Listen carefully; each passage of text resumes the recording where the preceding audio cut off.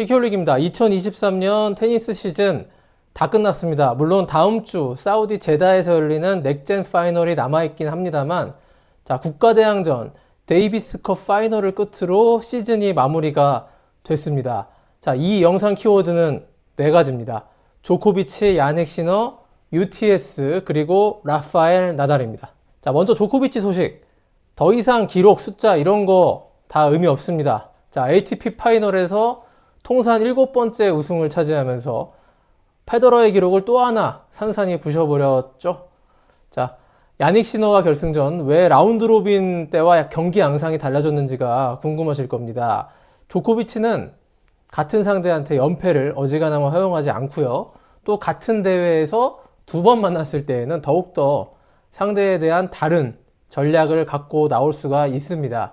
자, 이것이 가능한 이유는 조코비치의 모든 테니스 테크닉이 너무나도 완벽하고 완성도가 높기 때문에 상대에 따라서 얼마든지 맞춤 전략을 장착할 수가 있다는 것입니다. 자, 메드베데프의 딥 리턴 포지션 전략에 대한 대응, 이제는 뭐 모든 선수들이 공유하고 있습니다만 서브 앤 발리였습니다. 이게 조코비치 정도만이 가능한 이유가요.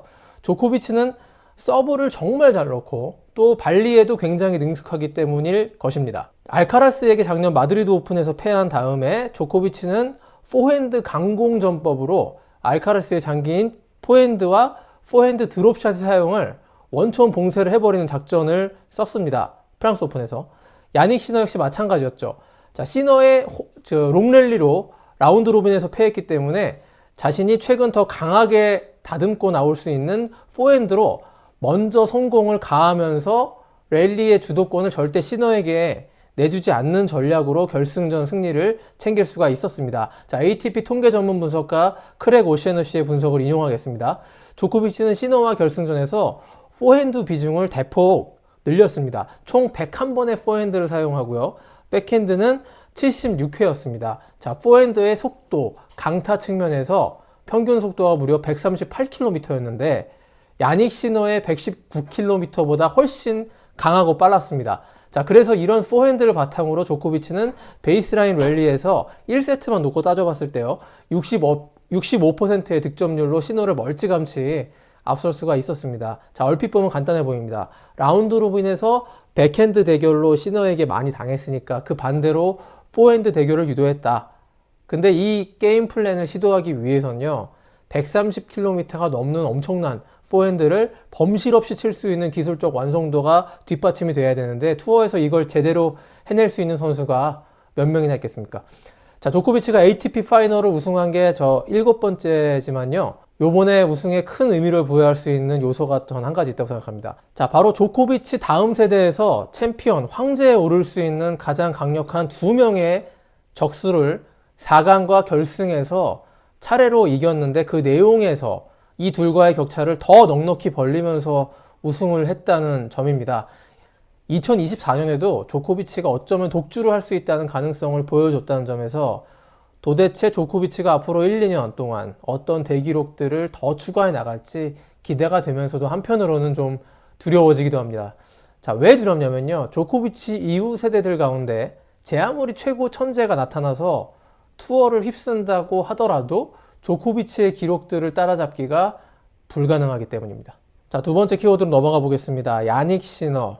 2023년 조코비치 다음 넘버 2를 고르라면 뭐 윈블던을 우승한 알카라스겠지만요, 2024년 조코비치를 가장 위협할 수 있는 선수, 내년에 이제는 야닉 시너가 대세가 되고 있습니다. 시너는 조코비치와 그 일주일 뒤 재대결인 데이비스컵 4강전에서 또 승리를 거뒀습니다. 최근 3경기 2승 1패로 앞서게 된 거죠. 특히 데이비스컵 4강전 마지막 세트 트리플 매치 포인트를 차례차례 지우고 기어코 역전승을 하는 모습에서 시너의 2024년 메이저 챔피언 등극을 예감할 수가 있었습니다. 자, 야닉 시너 2023년 잠깐 정리하고 지나가 보겠습니다. 시너는 그 넥젠 파이널에서 깜짝 챔피언에 올라서 스타덤에 올랐고요.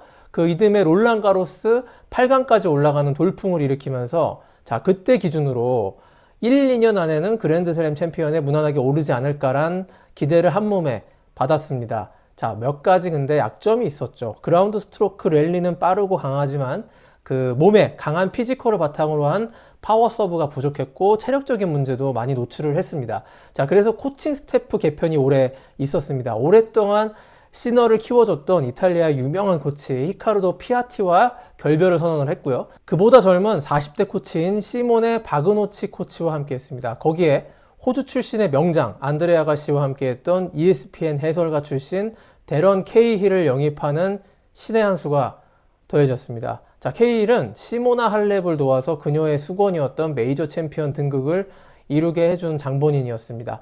새로운 코칭 스태프가 한 가지 기술 혁신을 이끌어낸 게 있었죠. 또 서브였습니다. 몇 번 얘기했었지만 두 다리를 고정하는 플랫폼 스탠스에서 다리를 앞으로 끄는 핀포인트 스탠스 서브로 바꿨는데, 자, 여기서 중요한 거 포인트는요, 단순히 두 다리를 끌어 모으는 게 아니고요, 서브의 타점 높이를 더 위에서 때리는 게 핵심이었다고 합니다. 자, 서브를 때릴 때 점프를 하게 되죠. 그때 핀포인트 서브를 하게 되면 조금 더 높게 운동성을 가미해서 점프를 할 수 있다는 것인데, 같은 속도의 서브라도, 자, 조니 스노와 같이 키 큰 선수가 때리면 타점이 더 받기 어렵잖아요.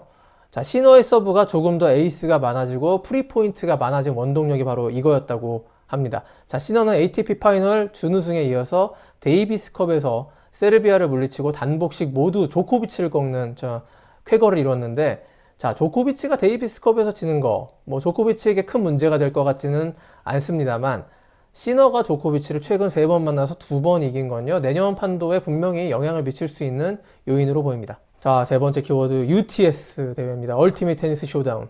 자, 지난 금요일에 제가 KBS 뉴스로 단독 보도를 한 내용인데요, 안타까운 소식입니다. 자, 신개념 테니스 대회로 다음 주 목요일에 고양체육관에서 열릴 예정이었던 UTS 서울대회가 결국에는 무산이 됐습니다. 자, 무산된 사유, 사실 조금 어이가 없습니다.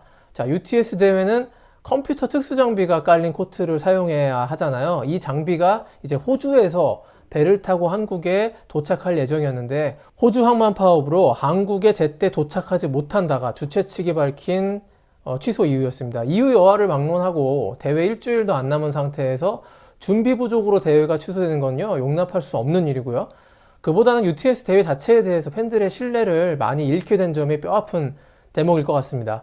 자, 사실 UTS는요, 결국 무산되긴 했지만 몇 달 전부터 제대로 열릴 수 있을지 많은 의문이 든 것이 사실입니다. 가장 결정적으로 출전 선수 명단이 너무 자주 많이 바뀌었습니다. 자, 처음 UTS 한국 조직위에서 내세운 명단에는 메드베데프, 치치파스, 루블레프 이런 선수들도 포함이 되어 있었는데요. 자, 우려했던 대로 죄다 출전을 번복했죠. 간판으로 내세웠던 니키리오스조차 대회 개막을 2주도 채 안 남기고 테니스 채널 해설위원 일을 맡아야 된다면서 못 온다고 통보를 했다는데요. 자, 이렇게 멤버가 자주 바뀌고 출전의 의무성이 약한 대회를 유치하는 것 자체가 리스크였다고 지금은 판단이 되고 있습니다. 자, UTS라는 대회가 2020년 코로나 팬데믹으로 인해서 모라토골 아카데미에서 특별 이벤트로 주최한 대회였기 때문에 장기적 관점에서 얼마나 이 대회가 지속될 수 있을지 여부가 사실 제대로 검증될 수는 없는 그런 상태였습니다. 자, 가격 논란도 있었고, 권순우 선수가 아시안게임 비매너 사태를 일으키면서 일찍부터 악재가 굉장히 많이 겹쳐 있었던 것이 결국 대회 일주일 전 취소라는 최악의 결과로 이어졌습니다. 대회 주최사는요, 내년으로 연기를 했다고 강조는 하고 있지만 이미 한국 테니스 팬들에게 깊은 실망과 불신을 안겨놓은 상태에서 이 대회가 다시 열릴 수 있을지 저는 그다지 낙관적으로 보기는 어렵다고 생각을 합니다. 자, 모처럼 일어난 테니스 인기, 열기에 찬물을 끼얹은 또 하나의 사례였습니다. 자, 그리고 마지막 네 번째 키워드 라파엘 나달입니다. 바로 이 분홍색 유니폼을 입은 라파엘 나달의 평전이 저 키키올릭의 글로 이번 주에 정식 출간됐습니다. 자, 서점에 쫙 깔려 있으니까 많은 관심 부탁드립니다. 이 책의 특징, 페더러의 팬인 키키올릭이 쓴 나달의 평전이라는 점을 강조드립니다. 자, 브레인스토어가 낸 이 선수 시리즈 가운데 테니스 선수로는 처음으로 스타트를 끊었는데요. 앞으로 다른 선수들의 평전도 나올 수가 있도록 테니스 팬 여러분들의 많은 성원을 당부 부탁드리겠습니다. 자, 그럼 다음 영상에서 또 뵙겠습니다. 고맙습니다.